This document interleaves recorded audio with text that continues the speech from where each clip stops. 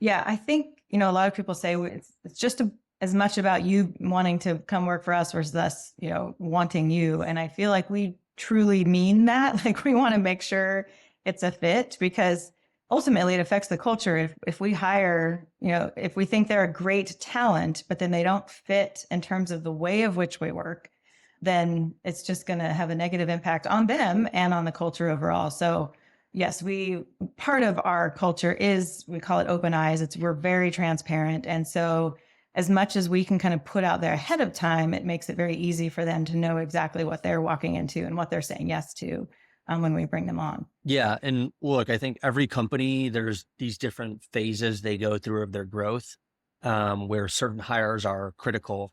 And for the phase that you guys are at, every single person you bring on is critical, not only for the performance of the business, because, at this point, the next person you bring on is one of 28. Like that's a pretty significant ratio, but also for the culture that's going to set the tone for the company as you guys grow from 27 to 50 to 100 and beyond, or wherever you guys are going. Like the people you're bringing on now are really going to be the folks that, shape more or less the DNA of the company in its next phase of growth. And so, for you guys to be able to properly vet people to make sure that they're going to be the people that you want to come on that journey with you, but also for candidates to be able to make the decision on their own that this is the place I want to be, for potentially years to come.